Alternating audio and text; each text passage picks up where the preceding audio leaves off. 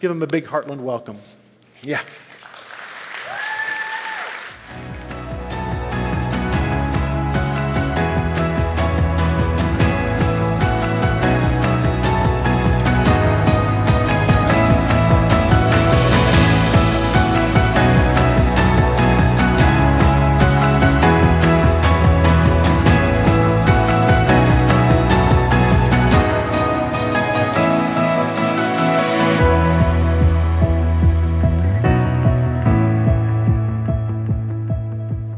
Hey Heartland, good morning, how are you?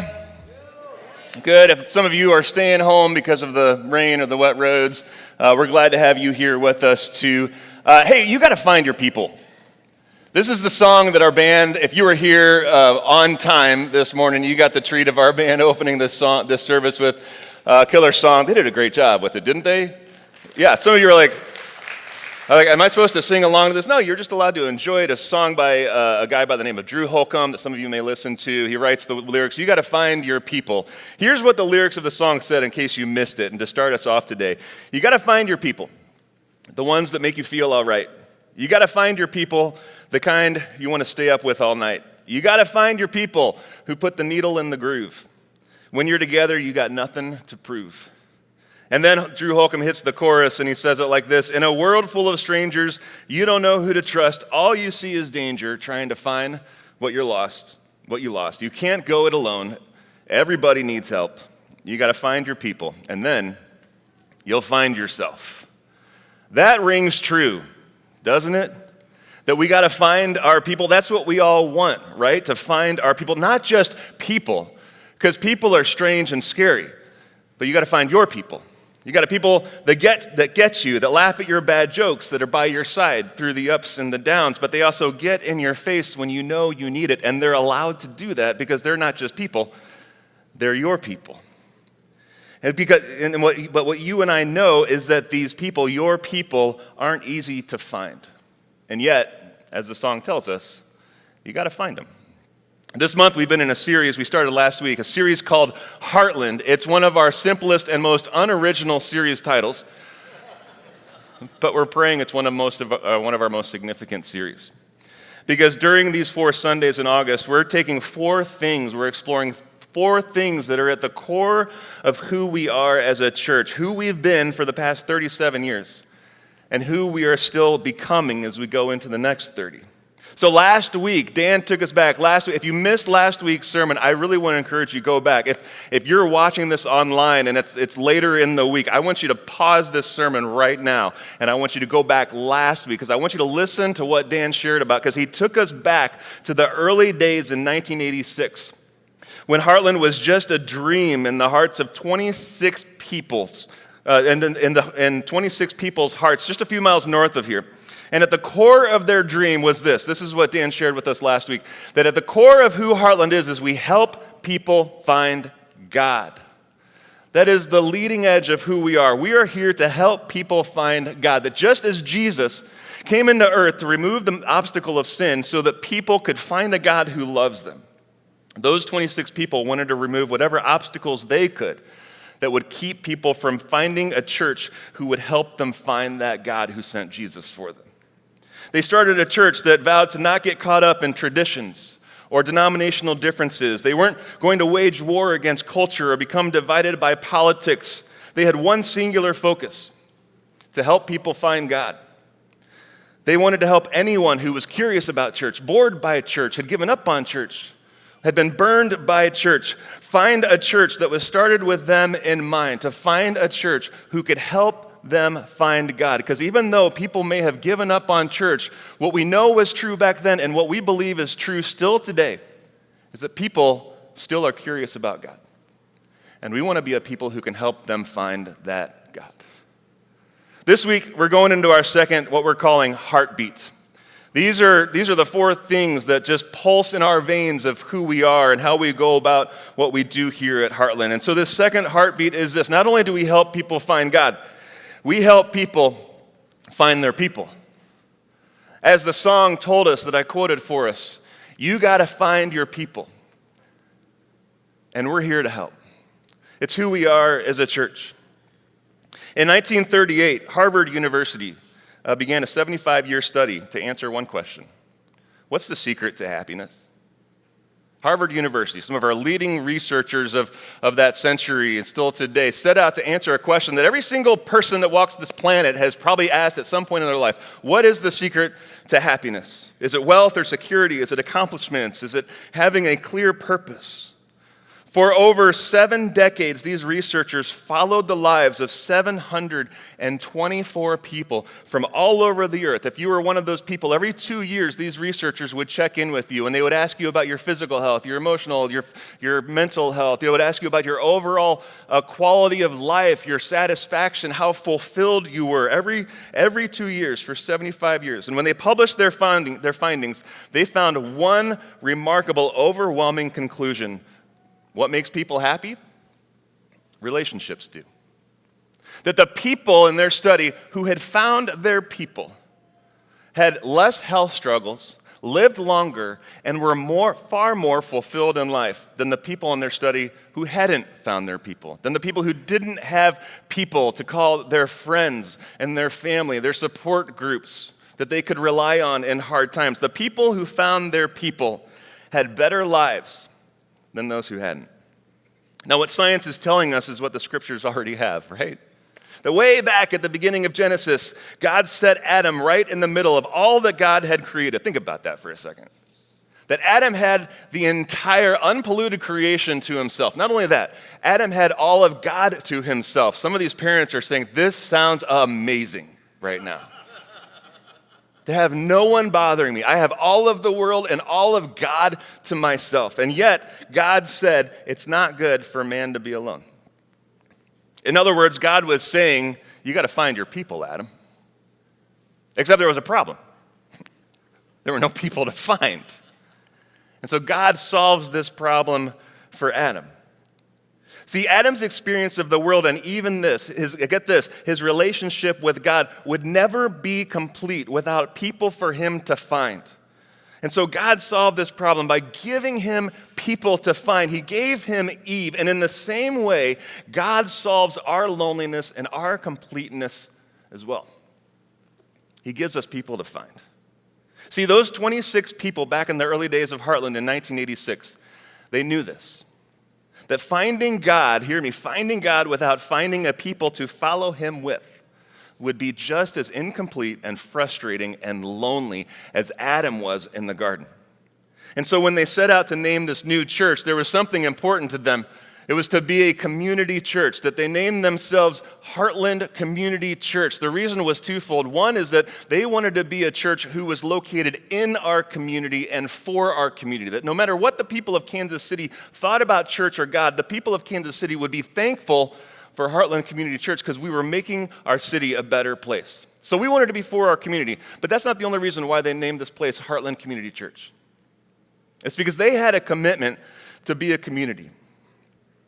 Because they wanted to make sure that people had a people to be a part of. Because of their commitment to be a community of people who help people find their people. And here's the big reason why. Here's why they were committed to that then and why we're still committed to this today. Is because Jesus didn't come just to help you find God. Jesus came to help you find a people to follow him with. 37 years later, we still have this conviction that the church isn't a building we come to, it's not a service you watch, it's not a seat that you sit in, it's not a channel you turn on your TV or your smartphone. That the church is a community of people who follow God together. Now, how do we do that? How do we be people who help people find their people to find and follow God together? I want to give us a few ways. Here's the first way that we help people find their people. We welcome people the way that they are. You learned a lesson as a teenager that if you had to dress a certain way or act a certain way or talk a certain way to get in with a certain group of people, then they weren't a group of people that you really wanted to be your people. And if you learned this the hard way, maybe you went to the mall. Remember those? Yeah. And you bought the Jordache jeans or the Gap sweater or whatever it was because of the lunch table you wanted to sit at. And you found out that even dressing that way or looking that way wouldn't get you in with the people who sat at that table too. You resolved at that point that from then on, you were only going to make your people the people who would accept you just the way that you are. You learned that lesson. I learned that lesson too. That we shouldn't have to dress ourselves up to find our people, to look a certain way, to pretend. But yet, that's still how our society still kind of works. And it still can be how churches work too. Maybe you've experienced a church where you felt like you had to dress or act a certain way to be welcomed. You felt like you had to know the church lingo or check the certain theological boxes or whatever it may be, religious boxes. And if you had questions or issues or doubts, you had to leave those things at the door when you walked into the church. Otherwise, you just had to pretend like you didn't have those doubts or questions or issues. But that's not the way it ever was with Jesus. It's not the way it is with us either. In fact, Luke, one of the guys who records the story of Jesus' life and teaching and ministry, Luke records several times. Here's one of them, where how Jesus welcomed people. It says, "Now the tax collectors and sinners were all gathered around to hear Jesus, but the Pharisees and the teachers of the law muttered, 'This man welcomes sinners and eats with them.'" Jesus was really confusing for the people of his day, especially for the religious leaders. These are the people, the leaders of the synagogues and the temple. They were pretty high up in society. And so Jesus is sitting there with the tax collectors and the sinners. These are two distinct groups of people. The tax collectors, now these are thieves in your mind, if you're living in first century Judaism. Now, it's bad enough to be a tax collector, but they are taking money off of the top and pocketing it for themselves. And here Jesus is sitting and welcoming those guys, the thieves. Not only are they thieves, they were traitors. They were working for the Roman government.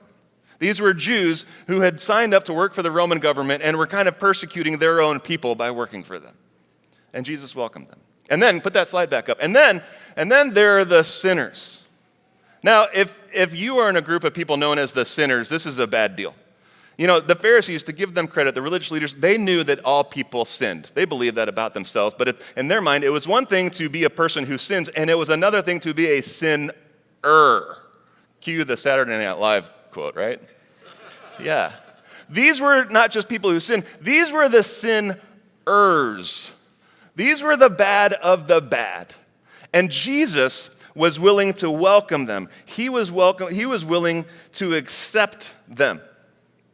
To the religious leaders, they could not fathom this. This is one of the most shocking and important things about Jesus, is that he was willing to confuse and even offend the religious people of his day if it meant showing the least and the lost that God loved them. But it wasn't just the sinners and the tax collectors that Jesus welcomed. If you scroll through the Gospels, it was the sick and the diseased. It was the sad. It was the outcasts. It was even the kids. Like, what's so wrong about kids? Who doesn't love kids? Well, kids didn't have a place at the grown-ups' table of religion in the society of that day. So when they would run up to Jesus, because who didn't want to be around Jesus, people tried to shoo them away. But Jesus says this. He says, "Whoever welcomes this little child in my name welcomes me. And whoever welcomes me welcomes the one who sent me." Why is that worth mentioning? Because if there's a group of people in our world who don't know how to pretend to be anything other than what they are, it's small children, right? It's Jesus saying, welcome people without them feeling like they need to pretend in order for you to welcome them. What's this tell us, Heartland? It tells us that we welcome people just as they are. When we do this, we are welcoming Jesus, and we're welcoming God who sent Jesus. Now, here's the thing. I'm not just talking about who we welcome through those doors. I'm not just talking about who walks in and who we smile at and who we shake hands with and who we maybe introduce ourselves to. Heartland, thankfully, I think, even before I was a pastor here at Heartland, I knew of Heartland as a place that had one of the biggest front doors and welcome mats in all of Kansas City. This is a place that has been built on that kind of foundation. And I thank God for our church to be able to do that. But if there's a growth edge for us, Heartland, it's not just who walks through the doors of this building. It's who you and I welcome into the doors of our own life. Welcome into our schedules. It's who you and I welcome into our friendships, around our tables, and in our groups. See, what this means is that people don't have to be like you and me to be welcomed by you and me.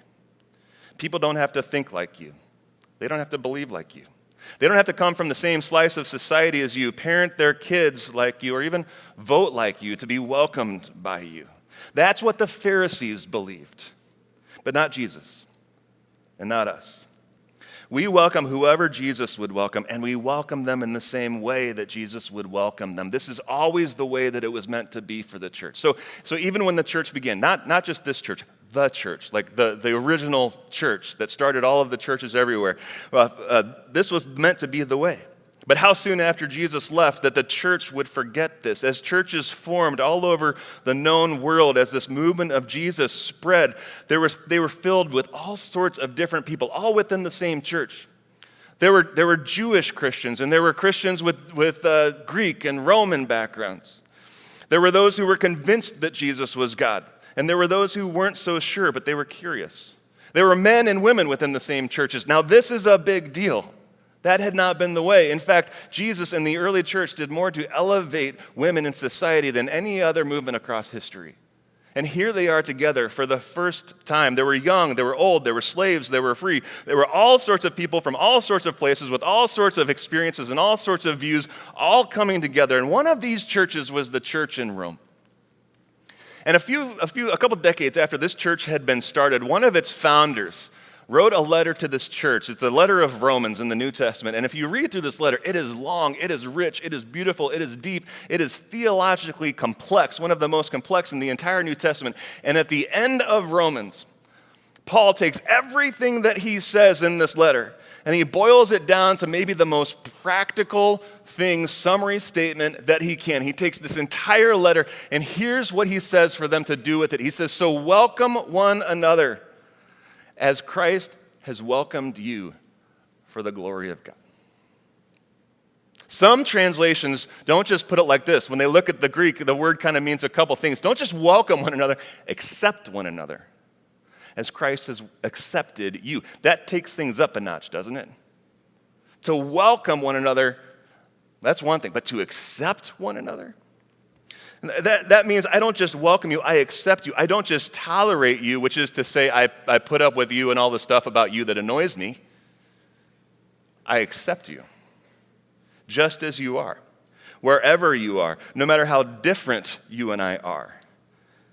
And here's why. Paul says, because that's how Christ accepted you. And when we do this, that's what gives praise and glory to God, when we accept one another just as you are, because that's how Christ accepted you. Heartland, if we want to give God glory, if we want to show people who Christ is, then we welcome people just as they are, just as Jesus does. That's the first thing. Here's the second way we help people find their people. It's this. We walk with people toward Jesus. I was at I won't mention which particular one, because I know some of you have strong feelings, but I was in a home improvement store here in our town recently. Maybe it was the blue one, maybe it was the green one, maybe it was the orange one, maybe it was the smaller, expensive ones. But I was in one of these stores, and I needed a sprinkler part for my lawn. All I ever wanted in life was a lawn sprinkler system. We moved to Kansas City. The house happened to have one, and now I regret it because these things cost money, y'all. Like, just let the grass burn. And every year you're replacing these things, and it's just nuts. So you're not missing out on anything. I know Dan was touting his whole, like, when it rains, my sprinkler doesn't sprinkle. Yeah. So I had a broken part. I went to the store. I'm a DIYer. Try to do everything I can to fix it before I pay money to other people to do it for me.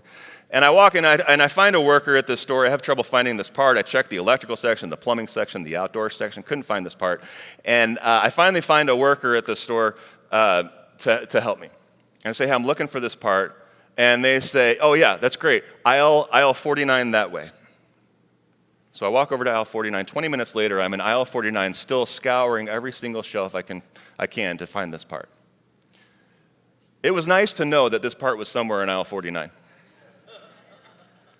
But what would have been really helpful is if that worker, who I'm sure had lots of important things to do, would have walked me to aisle 49 and said, here it is.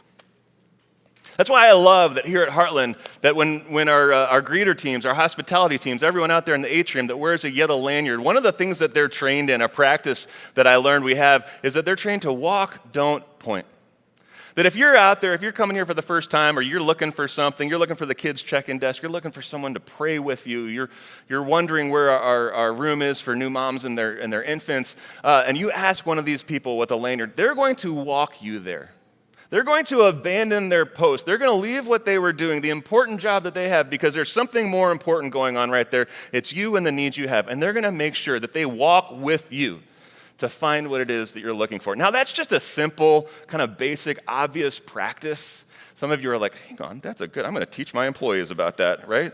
Yeah, we're going to walk. But it's not just a practice here on Sunday mornings. This is how we should be going about our relationships. That we don't just point people to Jesus. We walk them toward Jesus. We don't just point, we walk. Got off on a little tangent soapbox, got to remember where I was there. And over the years, we've done this in a lot of ways, walking, not pointing.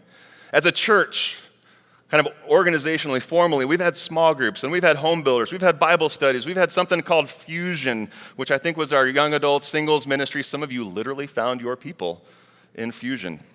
We've had men's and women's ministries and huddles and communities and midweek, all of these things that have the same purpose. And we've done these things to help you and I find people who can walk with us toward Jesus and who we can walk with to help them walk toward Jesus. There's a story in the Gospel of Mark of a group of guys who had a paralyzed friend that they wanted Jesus to heal. They heard that Jesus was across town teaching in a house, and so they figured if we could bring our friend to Jesus, maybe he would heal him and help him walk again. Mark records it like this, that Jesus was still teaching when 4 people came up carrying a man on a mat because he could not walk. But because of the crowd, they could not get him to Jesus. So they made a hole in the roof above him and let the man down in front of everyone. And when they did this, Jesus, imagine this roof opening up above him. Jesus sees this guy, and Mark tells us he's so impressed with the faith of his friends that he forgives this guy of his sins. It's a little bit of a weird moment. They carried their friend all the way across town so that he could walk again. And Jesus forgives him of his sins. I'm sure they were appreciative of that. But I also think they were probably like, sins? Nah. Legs? Like, thank you. If that did anything, I hope so. And meanwhile, also in the room are more religious leaders, and they're thinking, who has the authority to forgive sins but God himself? So what does Jesus, this rabbi, think that he's doing? Jesus knowing their thoughts, Jesus knowing the paralyzed guy's thoughts and their friend's thoughts. So then in that moment, Jesus does heal him. And he gets up and he walks again, and Jesus does it so that all the people in the room would know who he was, that he was in fact God. So Jesus, because he's God, does the work of healing and growing each of us to be more like him. And that's the work that he does in our lives. It's not the work that we do in each other's lives. We welcome and accept. We walk with people toward Jesus. And then Jesus moves in with his love and compassion and power to forgive and to heal and to grow and to change. We walk with one another through the questions that a person may have about Jesus, through the struggles of sin and regret. We walk with one another as we study Jesus' teaching together, and we try to practice it in our lives. We walk with one another when we fail at it, when we get it wrong, and then we walk with one another as we try to learn from it and do it again. Now this changes everything about who we are and how we do this. It changed everything about what this is, that this isn't a building we come to. It's a community to be a part of. It's a community where relationships happen. Relationships where you can be supported and encouraged and challenged, and here's a scary word, known. Relationships where you can be known and where you can know one another. There's some profound wisdom in the movie Shrek. That you and I are onions. He says ogres are onions. I'm going to broaden the analogy here, that you and I are onions. Now, the donkey would prefer that we are parfaits or chocolate layer cakes, but Shrek goes with onions, so I will too. That we all have layers to ourselves. And this is what we know about ourselves. I grabbed this out of our cupboard this morning. I already peeled one layer off because it was kind of a little gross. But most of what people know about us is what's on the surface of the onion, right? This is the way we dress, the way we do our hair, the profession that we've chosen for ourselves, where we live. Most of our relations stay up at the top level of who we are. But if you go a layer deeper into who you are, that's your personality. That's what kind of makes you interesting to other people. If you go a layer or two deeper than that, that's where your interests are. These are the things that you like and that you don't like, the movies that make you laugh, your inside jokes that you have with other people, the interests that you have. If you go even a layer or two deeper than that into who you are, that's where your experiences live. This is things about your childhood. This is about the joys and the pains, the things that shapes who you are, why you are, the people that were part of those experiences with you. This is when we're getting deeper into the onion. You go beneath that layer of experiences, maybe a couple more layers. It's where your secrets live. These are the things that you prefer to keep hidden from other people. It's maybe where your sin hides. Things that you think if other people knew this about you, then they wouldn't accept you. Then they would run from you. And the deeper you get into this onion, the lonelier it can feel. So much so that even you yourself are not willing to go to the center of the onion of who you are. Now, all of these layers have some truth to them about who you are. All of these things are part of who you are. But we're so unwilling to let people into our onion. Do you have anyone in your life that you're willing to let down a couple layers? You know, it doesn't have to be everyone, but do you have anyone? See, if you go all the way down to the core of the onion, if you go all the way down to the core of who you are, this can feel like a scary place to be, and you're not quite so sure what you'll find there. But I want to tell you what's there, because the New Testament tells us in Ephesians 3, Romans 8, Colossians 1, at the very core of who you are is Christ in you. That if you have accepted Jesus, the very core of who you are beneath all of those layers is Christ in you. If you're not a follower of Jesus, you're thinking, well, what's in me? If you go deep into that core, here's what you're going to find. It's the love that Christ has for you that you maybe just haven't found yet and accepted.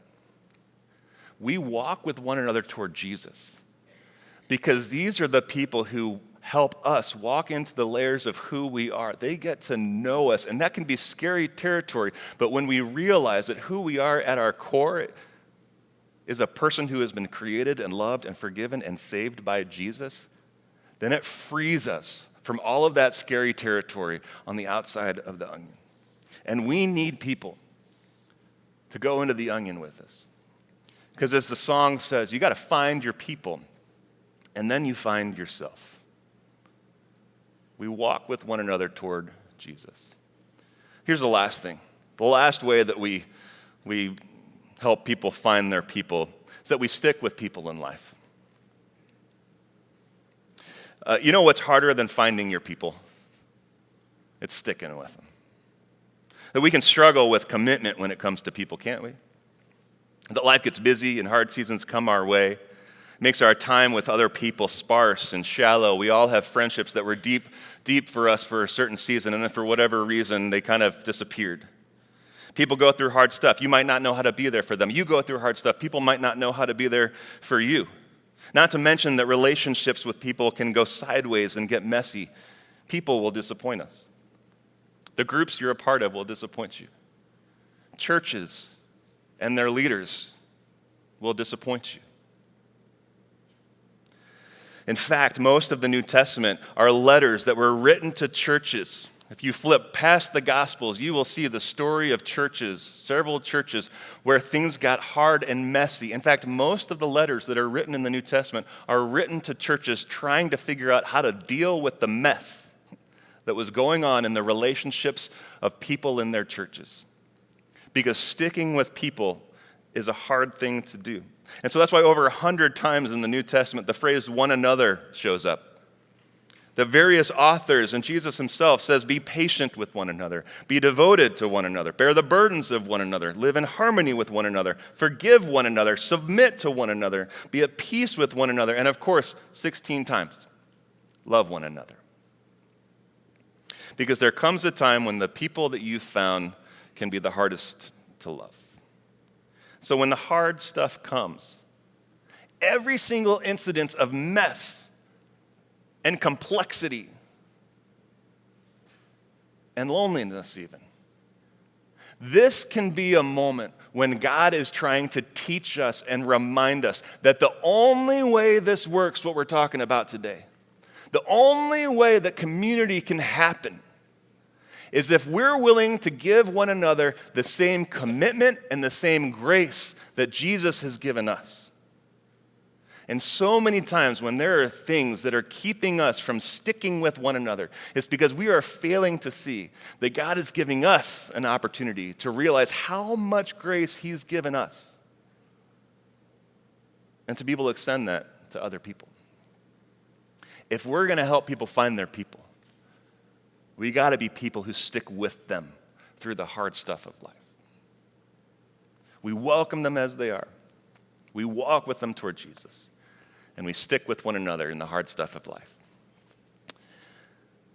There's a beautiful picture of this. Craig mentioned that last week we got to witness baptism. Some of you were here for that. We saw some pictures of it. The stories, if you're newer to church, you're wondering what this is. Baptism is just a picture of what God does in our lives when we believe that at the core of who we are is someone who has been forgiven and loved and given new life in Jesus. And so they go into the water as a symbol of how Jesus has washed them clean, and we get raised to new life.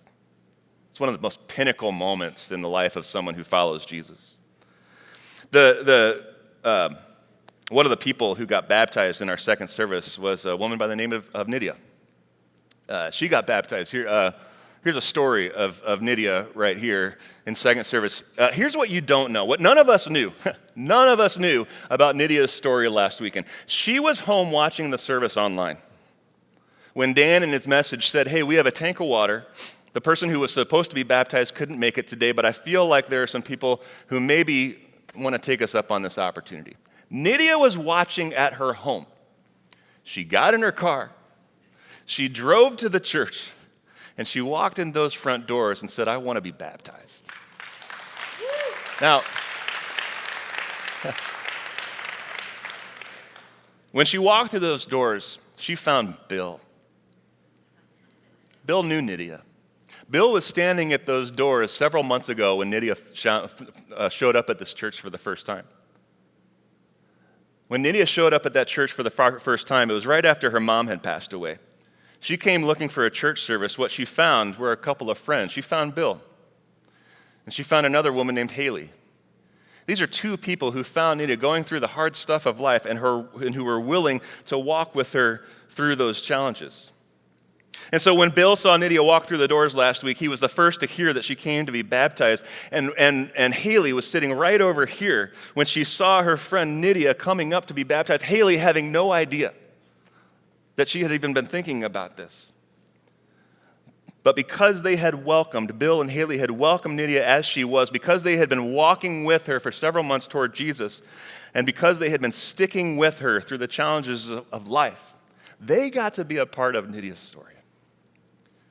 They got to be people that Nydia found. And they get to be people who are still helping Nydia find more of her people here through Heartland. That's Nydia's story. What's yours?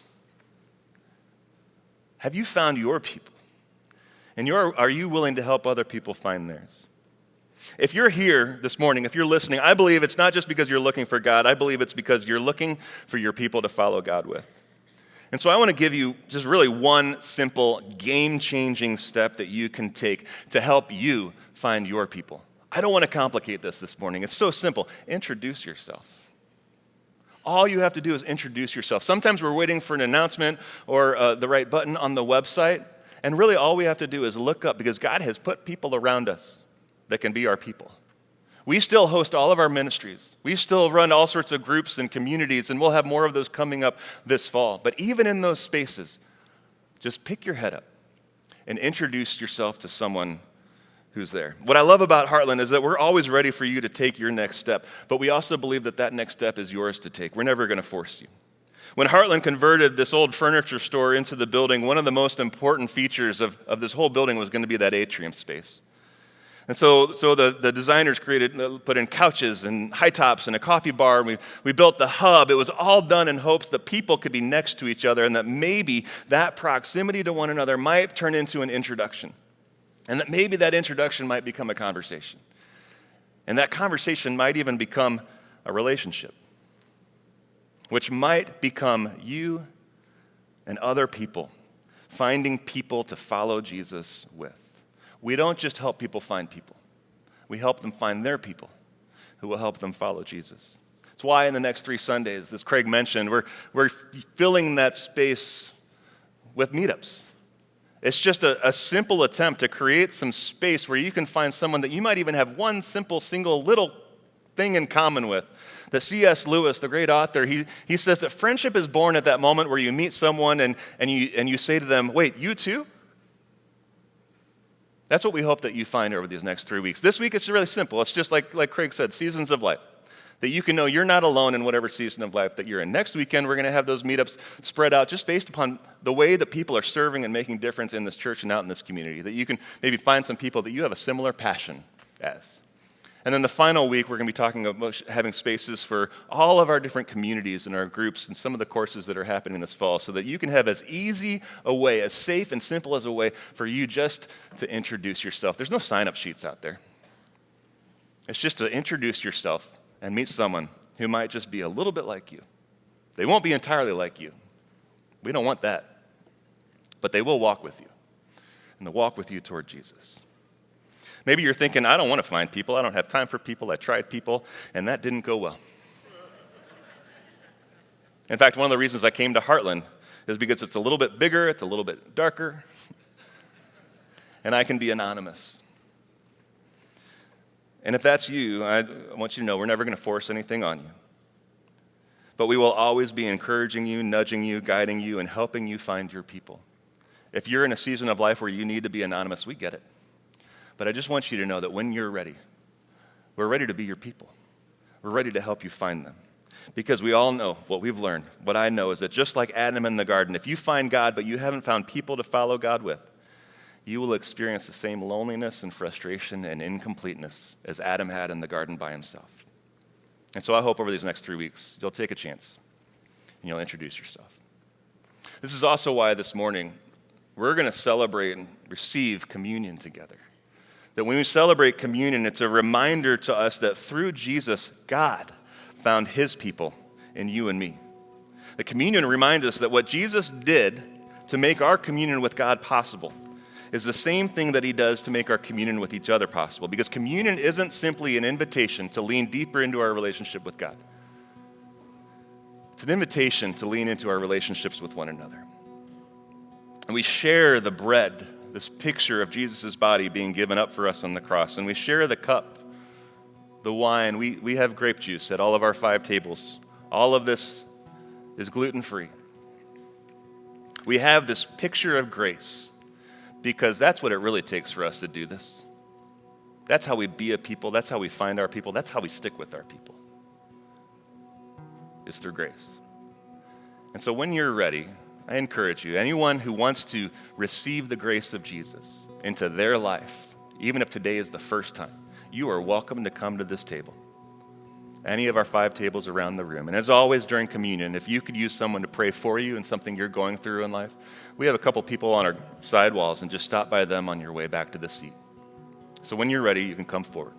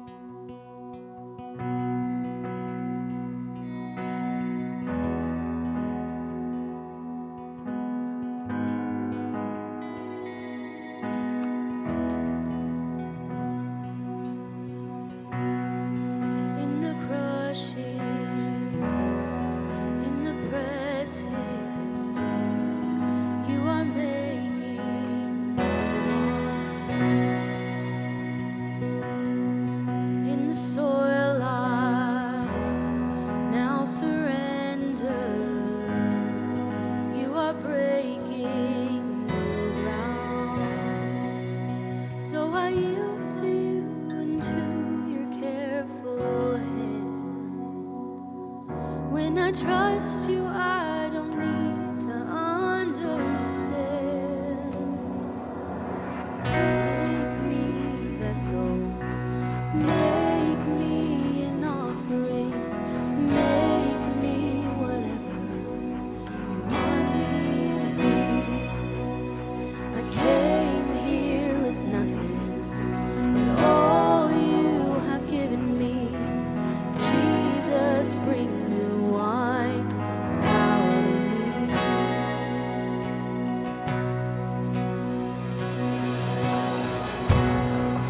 In the crushing, in the pressing, you are making new wine. In the soil I now surrender. You are breaking new ground. You are breaking new ground.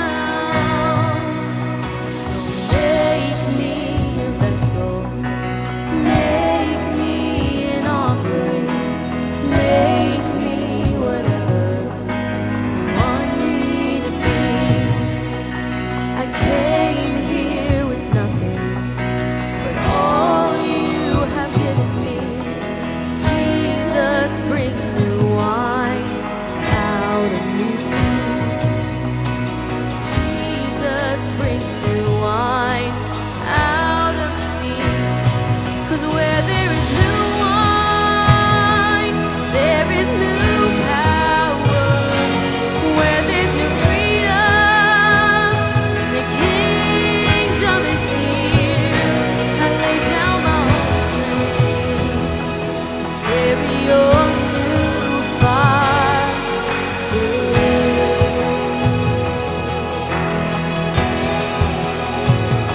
'Cause where there is new wine, there is new power. There is new freedom, and the kingdom is here. I lay down my old things to carry your new fire today.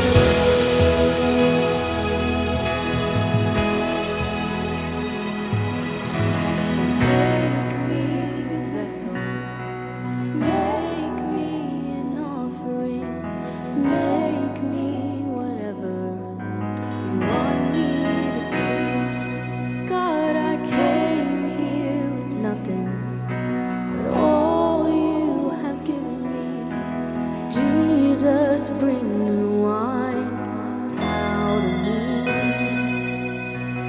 Jesus, bring new wine out of me. Oh, Jesus, bring new wine out of me.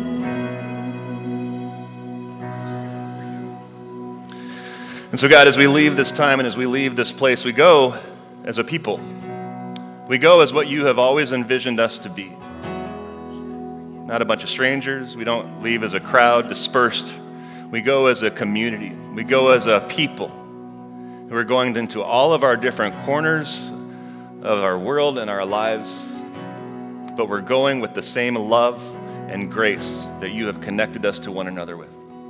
And so I pray, God, that you would help us to be people who share this heartbeat, to help people find God and to help people find their people. And that we will remove whatever obstacles we can for this to happen, because this is how we welcome you. God, this is how we give you glory. And so we give you ourselves, we give you this church. And Jesus, it's in your name that we pray all of these things. And friends, if you'll commit to this with me, would you say amen? Amen. Hey, head out to the lobby in the atrium, grab your kids, have some conversations. We'll see you next week.